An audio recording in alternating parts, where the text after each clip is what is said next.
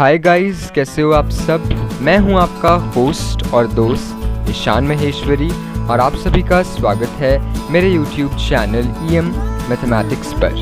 तो आज के इस वीडियो लेक्चर में हम क्लास 9th CBSE फिजिक्स का चैप्टर नंबर 8 मोशन का लेक्चर नंबर 21 लेकर आए हैं, जिसमें हम आपकी NCERT टेक्स्ट बुक के पेज नंबर 107 पर प्रेजेंट ब्लू इंक क्वेश्चंस की डिस्कशन करने वाले हैं। तो ये जो ब्लू इंक क्वेश्चंस हैं ये ग्राफिकल रिप्रेजेंटेशन ऑफ मोशन के टॉपिक के ऊपर बेस्ड हैं। तो जिन लोगों को ग्राफिकल रिप्रेजेंटेशन ऑफ मोशन ये वाला टॉपिक जो है अच्छे से आता है, वेल एंड गुड, वो ब्लू इंक क्वेश्चंस को 1 मिनट में किल कर देंगे। बट जिन लोगों को ग्राफिकल रिप्रेजेंटेशन ऑफ मोशन नहीं आता, तो पहले वो ग्राफिकल रिप्रेजेंटेशन ऑफ मोशन यानी डिस्टेंस टाइम ग्राफ और वेलोसिटी टाइम ग्राफ सीखें, उसके ऊपर न्यूमेरिकल्स कुछ क्वेश्चंस प्रैक्टिस करें और उसके बाद इन ब्लू इंक क्वेश्चंस को सॉल्व करने की कोशिश करें। तो 1 मिनट में एक क्वेश्चन जो है आप कर डालोगे। सो बिना किसी देरी के शुरू करते हैं blue ink questions, page number 107 of your NCERT textbook. Please take out your science textbooks on page number 107. we'll be beginning with the blue ink questions। पर शुरू करने से पहले जिन लोगों ने अभी तक मेरे चैनल को सब्सक्राइब नहीं किया है वो प्लीज़ इस चैनल को सब्सक्राइब करें एक्सक्यूज़ मी, और बेल आइकन को दबाएं ताकि आप मेरे लेटेस्ट वीडियो अपडेट्स जल्द से जल्द देख सकें। साथ ही साथ मैं आपको ये भी बता देना चाहता हूँ कि जिन लोगों को इस लेक्चर के PDF नोट्स डाउनलोड करने हैं उसका लिंक डिस्क्रिप्शन में अवेलेबल है, तो आप वहाँ पे जाके इन नोट्स को डाउनलोड कर सकते हैं और यूटिलाइज़ कर सकते हैं। आज के लेक्चर में जो कुछ भी आपकी स्क्रीन के ऊपर डिस्प्ले होने वाला है वो same to same as it is PDF notes में आपको मिल जाएगा। तो बिना किसी देरी के शुरू करते हैं blue ink questions. Question number 1 से, what is the nature of distance time graph? What is the nature of distance time graph for uniform and non uniform motion of an object? तो देखो, डिस्टेंस टाइम ग्राफ में हमने एक cases पढ़े थे जिसमें हम देखते थे कि distance time graph uniform motion के लिए कैसा बनाया जाता है और distance time graph non uniform motion के लिए कैसा बनाया जाता है। तो हमने देखा था सेकंड केस में यूनिफॉर्म मोशन के लिए जो डिस्टेंस टाइम ग्राफ है वो एक स्ट्रेट लाइन आता है, जबकि नॉन यूनिफॉर्म मोशन के लिए जो डिस्टेंस टाइम ग्राफ है वो कर्व्ड लाइन आता है। तो जब भी क्वेश्चन आपसे पूछे कि व्हाट इज़ द नेचर, तो नेचर का मतलब यही है कि ग्राफ कैसा दिखने में है, straight line parallel to X axis या कर्व्ड लाइन या डिक्रीजिंग लाइन, कैसी लाइन है ये आपने बताना है जब भी आपसे कोई नेचर के बारे में पूछे। So when the motion is uniform then the nature of distance time graph is a straight line, but when the motion is non uniform then the nature of distance time graph is a curved line. अब जो लोग कह रहे हैं कि उन्हें नहीं समझ में आया, तो ऑब्वियसली उन्हें इसलिए नहीं समझ में आया क्योंकि उन्होंने डिस्टेंस टाइम ग्राफ्स के बारे में पढ़ा नहीं हुआ है। जिन लोगों को तो सारे के सारे केसेस डिस्टेंस टाइम ग्राफ्स के पता हैं उनको तो डेफिनेटली इस क्वेश्चन को आंसर करने में बहुत कम टाइम लगा होगा। तो ये आप देख सकते हैं ये एक स्ट्रेट लाइन है यूनिफॉर्म मोशन के लिए, बट हाँ ये यूनिफॉर्म मोशन नहीं है, ये है रेस्ट पे जब बॉडी। तो ये ग्राफ जो है ये यूनिफॉर्म मोशन का नहीं कंसिडर किया जाएगा।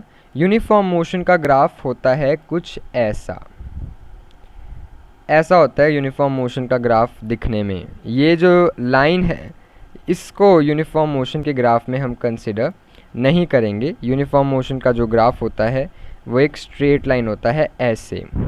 नॉन यूनिफॉर्म मोशन का जो ग्राफ है वो कर्व्ड लाइन आता है, पहला पॉइंट ये, फिर दूसरा पॉइंट ये, फिर तीसरा पॉइंट ये, फिर चौथा पॉइंट ये, ऐसे करते करते एक कर्व बनता जाता है जिसे हम कहेंगे नॉन यूनिफॉर्म मोशन का ग्राफ। तो आप देख सकते हैं, आपने अपनी NCERT टेक्स्ट बुक्स में भी देखा होगा, पढ़ा होगा, जहाँ से भी आपने पढ़ा है कि नॉन यूनिफॉर्म मोशन का ग्राफ डिस्टेंस टाइम ग्राफ कैसा होता है और यूनिफॉर्म मोशन का डिस्टेंस टाइम ग्राफ कैसा होता है। ये था हमारा फर्स्ट क्वेश्चन। अब चलते हैं सेकंड क्वेश्चन। तो आप देख सकते हैं कि बहुत इजी क्वेश्चन था, ज़्यादा टाइम नहीं लगा। जिसको आता था वो 1 मिनट में आंसर कर देगा, जिसको नहीं आता उसको तो कितना मर्जी टाइम लग जाए उसको नहीं आएगा, वो गलत ही आंसर करेगा। तो आपको आने के लिए क्या करना चाहिए, पिछले टॉपिक्स यानी ग्राफिकल रिप्रेजेंटेशन ऑफ मोशन जो है वो सारा का सारा आना चाहिए, तभी आपको ये क्वेश्चन जो हैं ईजी लगेंगे। क्वेश्चन नंबर 2 है, what can you say about the motion of an object whose distance time graph is a straight line. तो कौन सा केस था जिसमें distance time graph straight line आता है पैरेलल टू टाइम एक्सिस। अभी अभी हमने ऊपर देखा कि distance time graph straight line parallel to time axis कब आता है, वो तब आता है जब बॉडी कैसे होती है, बॉडी जब रेस्ट पे होती है, when body is at rest. इस कंडीशन में जो डिस्टेंस टाइम ग्राफ है वो straight line parallel to time axis आता है। तो इसका आंसर देखते हैं, when the distance time graph of an object is straight line parallel to time axis, distance of the object at every instant of time is same। तो हर पल पल पे जो डिस्टेंस है ऑब्जेक्ट का वो ही रहता है, क्यों, क्योंकि वो स्टेशनरी है, क्योंकि वो रेस्ट पे है, वो चल ही नहीं रहा, तो डिस्टेंस तो वही रहने वाला है। ये हमने पढ़ा है केस 1 में डिस्टेंस टाइम ग्राफ्स के, आई होप आप सभी को आता होगा। तो जब डिस्टेंस टाइम ग्राफ किसी ऑब्जेक्ट का एक स्ट्रेट लाइन आता है parallel to the time axis, तो इसका मतलब है कि ऑब्जेक्ट जो है हर एक इंस्टेंट पे सेम होता है, हर एक इंस्टेंट किस पे, टाइम पे। इसका मतलब है कि ऑब्जेक्ट जो है वो रेस्ट पे है या स्टेशनरी कह लो कि वो रुका हुआ ऑब्जेक्ट है। तो ये था क्वेश्चन नंबर 2। अब हम चलते हैं क्वेश्चन नंबर 3 के ऊपर। What can you say about the motion of an object if its speed time graph is straight line parallel to time axis. तो यहाँ पे आप कहोगे कि स्पीड टाइम ग्राफ जो है वर्ड यूज़ किया हुआ है स्पीड टाइम ग्राफ, तो ऐसा क्यों है, हमने तो स्पीड टाइम ग्राफ कभी पढ़ा ही नहीं है, तो फिर ये स्पीड टाइम ग्राफ के बारे में क्यों बात हो रही है। देखो स्पीड और वेलोसिटी टाइम ग्राफ एक ही बात है। क्यों, देखो वेलोसिटी क्या होती है, वेलोसिटी होती है स्पीड विद डायरेक्शन, और ग्राफ में हम डायरेक्शन रिप्रेजेंट कर सकते हैं कि नॉर्थ में है, साउथ में है, वेस्ट में है, साउथ ईस्ट में जा रहा है, ऊपर जा रहा है, नीचे जा रहा है, राइट जा रहा है, लेफ़्ट जा रहा है, ये आप ग्राफ में रिप्रेजेंट नहीं कर सकते। इसका मतलब ग्राफ में डायरेक्शन की तो कोई वैल्यू ही नहीं रही। तो वेलोसिटी में जो स्पीड विद डायरेक्शन था उस डायरेक्शन की तो वैल्यू नहीं रही, सिर्फ स्पीड बच गया, वो यहाँ पे लिखा है स्पीड टाइम ग्राफ। तो हैंस स्पीड टाइम ग्राफ की बात की जाए या वेलोसिटी टाइम ग्राफ की बात की जाए तो दोनों एक ही बात है। तो अब ऐसा कौन सा केस था जिसमें स्पीड टाइम ग्राफ में straight line parallel to time axis आता था। ये भी वेलोसिटी टाइम ग्राफ का फर्स्ट केस था जो हमने अपनी वीडियो लेक्चर में कवर किया था, और इसमें यह था कि वेलोसिटी जो है एक ऑब्जेक्ट की वो कांस्टेंट है, हर एक इंस्टेंट ऑफ टाइम पे सेम है। बट वेलोसिटी का नाम ना लेके यहाँ पे हम स्पीड का नाम लेते हैं कि speed of the body at every instant of time is same and it means the body is moving with uniform speed. तो हर एक इंस्टेंट ऑफ टाइम पे जो स्पीड है बॉडी की वो सेम है, वो कांस्टेंट है, और इसका मतलब ये है कि the body is moving with uniform speed. Now we come to question number 4।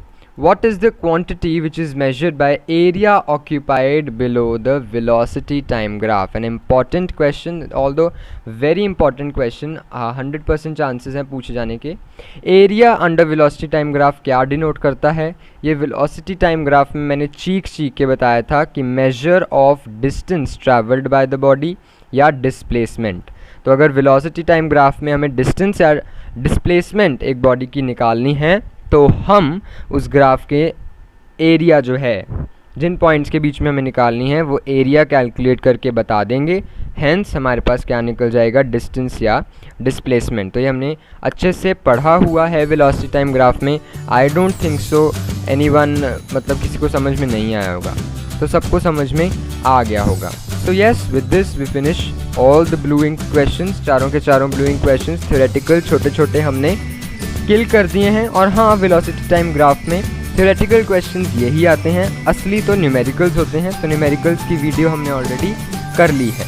So that's all in this lecture. पढ़ाई करते रहें, और अगर अभी तक आपने इस चैनल को सब्सक्राइब नहीं किया है तो प्लीज़ इस चैनल को सब्सक्राइब करें और बेल आइकन को दबाएं ताकि आप मेरे लेटेस्ट वीडियो अपडेट्स जल्द से जल्द देख सकें।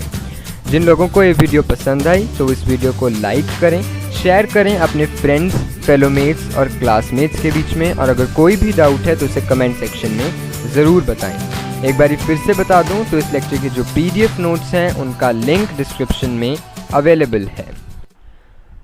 So that's all we have for us today. Thank you and have a very nice day ahead.